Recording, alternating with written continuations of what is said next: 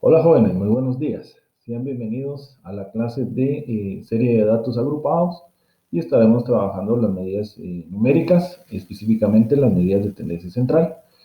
Dicho material pues es elaborado por el claustro de profesores del curso de bioestadística, ingeniero Adi Reyes, ingeniero Pablo Estrada y su servidor, ingeniero Sergio Uribe. Esperamos que este material pues sea de apoyo y podamos aprender cómo trabajar lo que son la serie de datos agrupados. Para empezar, tenemos nuestra presentación, donde nos dice que una serie de datos agrupados es aquella que está compuesta por más de 30 datos. Eso quiere decir de 31 datos en adelante. Bueno, ¿cómo vamos a trabajar estos? La teoría nos dice que nosotros los vamos a agrupar. ¿Y cómo los vamos a agrupar? En función a intervalos de clase. Los intervalos no son nada más que grupos que nos permiten aglutinar, o como dice la misma palabra, agrupar los datos de tal manera que los podamos evaluar por intervalos o por grupos y no de manera individual.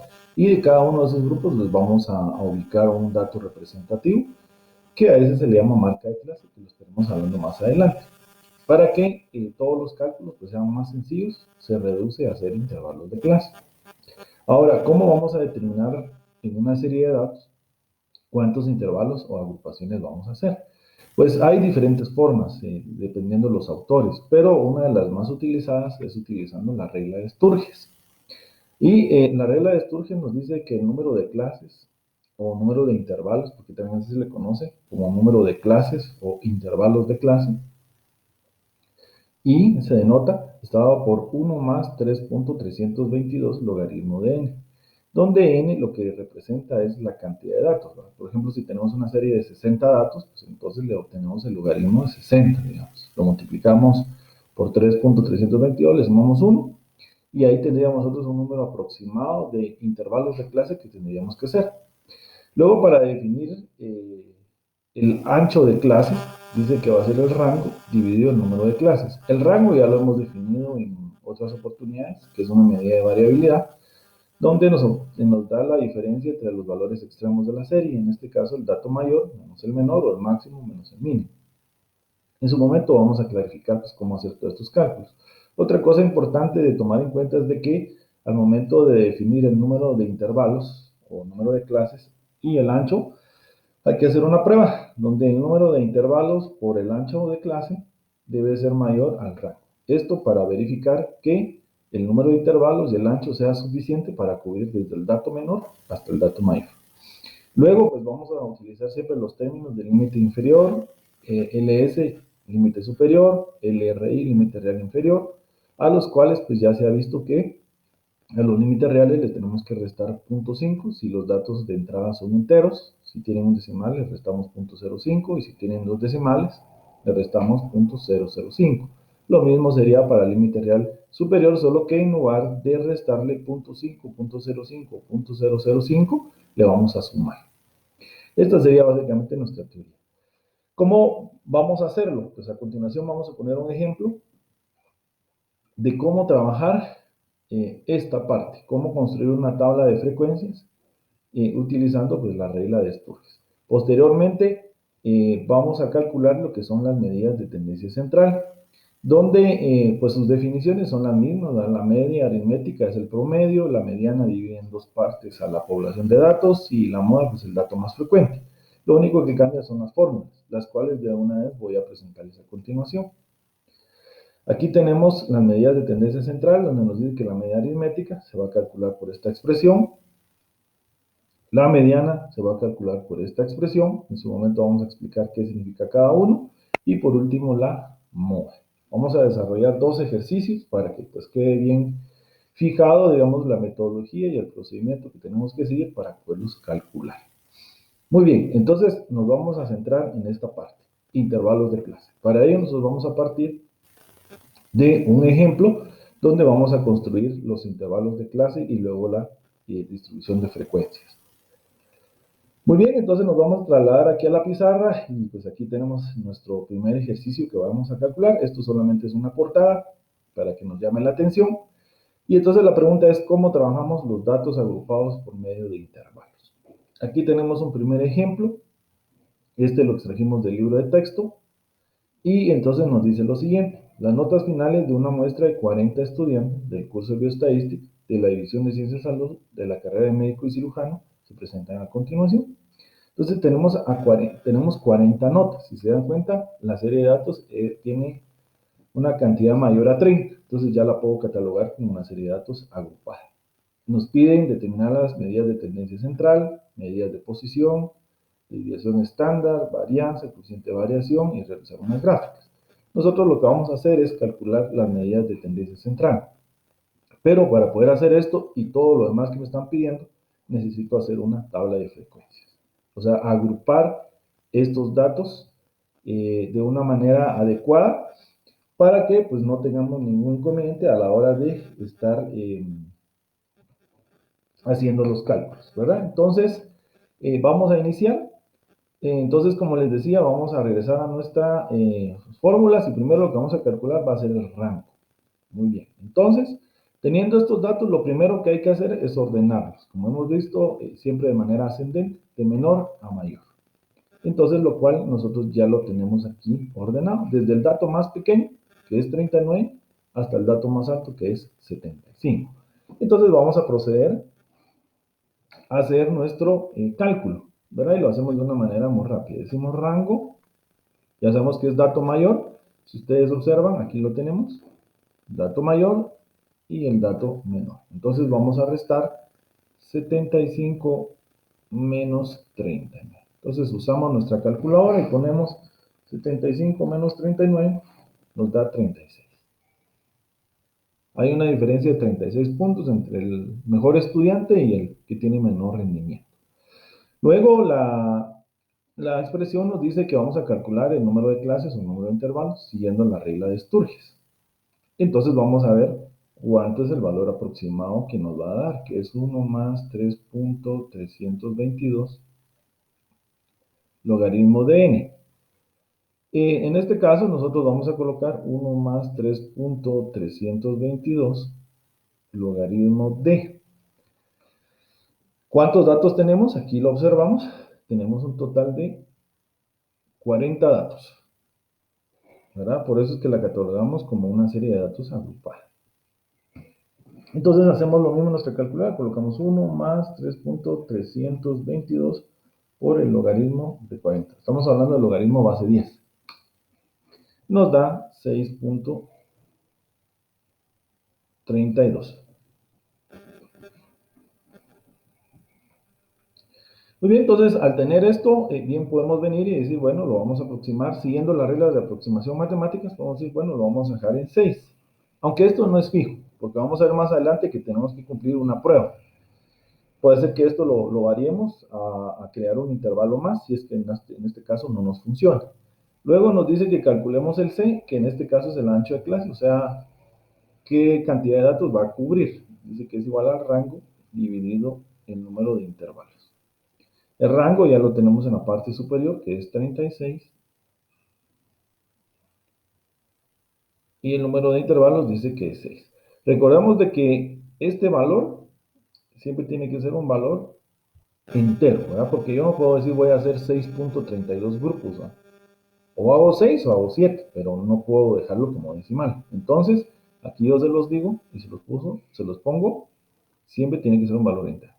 Ahora 36 dividido 6 nos da un valor de 6. Ese sería el ancho de cada intervalo. Ustedes saben que un intervalo está compuesto por un límite inferior y por un límite superior. La cantidad de datos que debe cubrir deben de ser 6, dice, ¿verdad? Ahora vamos a regresar a nuestra expresión y nos dice que la prueba es I por C debe ser mayor a R. O sea, antes de venir y construir los intervalos, tenemos que cumplir con esta prueba. Y entonces nosotros vemos acá y decimos I por C tiene que ser mayor a R. Entonces venimos acá y digo, bueno, tengo 6 intervalos, cosa que aquí está, y nos dice que el ancho es de 6 también. Esto nos va a dar 36. Ahora el rango, nosotros sabemos que es 36. Y entonces la pregunta sería, 36 es mayor a 36. Y vemos que esto no es cierto, ¿verdad? no se cumple. Aquí deberíamos de tener nosotros al menos 37 para decir que es mayor a 36. Entonces, como no se cumple esto, lo que estamos viendo en pocas palabras es de que el número de intervalos con el ancho que estamos proponiendo no va a ser suficiente para poder cubrir desde el dato menor hasta el dato mayor. Entonces tenemos que hacer una recomposición. ¿Y cuál sería la recomposición? Pues va a ser muy sencillo. Quiere decir de que el número de intervalos, que son 6 o 6 grupos, no me es suficiente. Entonces lo vamos a aproximar al entero siguiente. O sea, ahora vamos a decir que vamos a hacer 7. Esto porque la prueba no nos funcionó. Si la prueba nos hubiera funcionado, entonces hacemos 6 intervalos con un ancho de 6 y ahí estamos. No hay ningún problema. La situación sería, más que todo, si nosotros no nos alcanza, como en este caso, ¿verdad? 36 no es mayor a 36, por eso es que hacemos 7 intervalos. Entonces, si hacemos 7 intervalos, venimos nosotros y hacemos otra vez nuestro ancho de clase. Entonces decimos R dividido I. Entonces el rango va a ser 36 e I va a ser 7.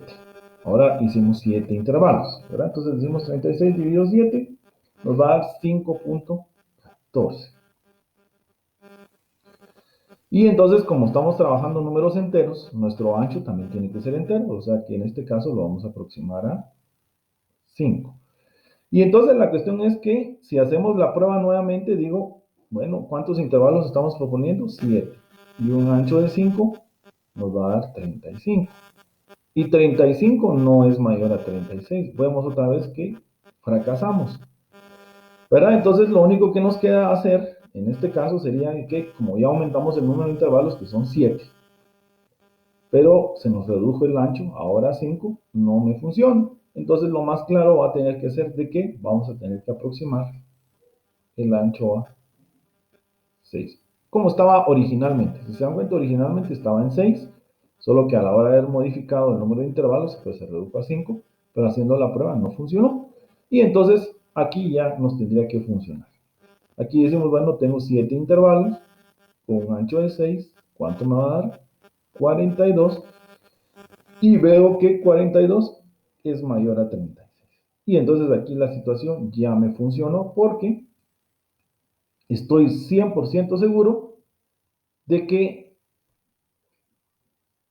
con 7 intervalos de un ancho de 6 puedo superar el rango, o sea, la diferencia que hay entre el dato mayor y el dato menor, y entonces ya puedo hacer mi tabla de frecuencia.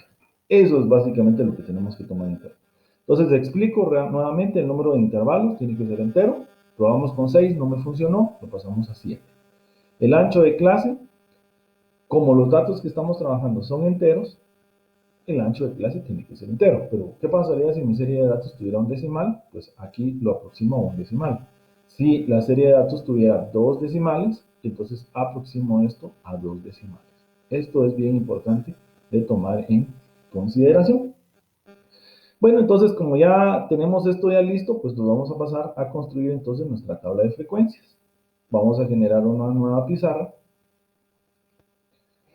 Y entonces para poder generar nuestra tabla de frecuencias, pues lo vamos a hacer de una manera ordenada. Vamos a colocar aquí límite inferior, límite superior.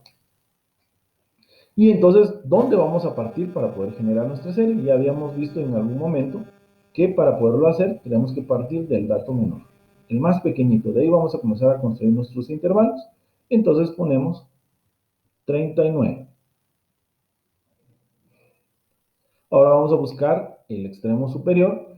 Y entonces, ¿cómo lo vamos a calcular? Como nosotros definimos que al final íbamos a tener 7 intervalos, pero con un ancho de 6. Aquí tenemos, ¿verdad? Ancho de clase de 6. Quiere decir que tenemos que tener un espaciamiento de 6 unidades. Entonces la pregunta sería, ¿cuál es el dato siguiente? Alguien va a decir 39 más 6, va a decir. El problema es de que tenemos que tomar en cuenta el dato inicial. Entonces la realidad es que no es 6, sino la realidad es 5. O sea que le tenemos que restar una unidad a la hora de ir construyéndolo. Entonces Si hacemos 39 más 5, ¿cuánto nos va a quedar a nosotros? 44. Ahora alguien va a decir, pero ingeniero, no, pues que el ancho es de 6. Solo lo voy a hacer para esto y para explicar. Si usted ve, tengo 39, 40, 41, 42, 43, 44. ¿Cuántos valores tengo ahí? Si ustedes se dan cuenta, tengo un total de 6 valores. Y ese es el ancho que me está pidiendo según lo que nosotros definimos. Entonces quiere decir que estamos en lo correcto. Entonces, ¿cuál sería la clave? La clave sería de que cuando usted tenga su ancho, réstele una unidad. Si es que es entero, si es un decimal, punto 1, y si es un dos decimales, punto 0,1, para ir construyendo sus intervalos. ¿Verdad? Entonces, aquí lo que nosotros estamos haciendo es como decir límite inferior más 5, ¿verdad? Para poder construir el límite que superior, ¿verdad? Bueno, luego de tener 44, ¿cuál sería el número que le va a continuar en la serie que tenemos? Pues después de 44, nosotros tenemos 45. ¿Cuál sería más 5, verdad? Porque aquí lo tenemos en la expresión, sería 50. El número que le sigue sería 51 más 5, 56. El número que le sigue sería 57 más 5, 62. El número que le sigue es 63 más 5, 68. El número que le sigue es 69 más 5, 74. Recordemos la serie. ¿Cuál es su dato menor? 39. Y su dato máximo, 75. Nosotros ya vamos en 74. Quiere decir que tenemos que generar un intervalo más.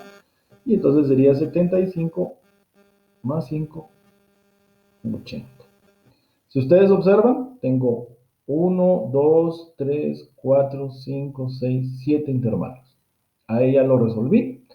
Otra de las cosas importantes, ¿cómo puedo saber si mis intervalos están bien hechos?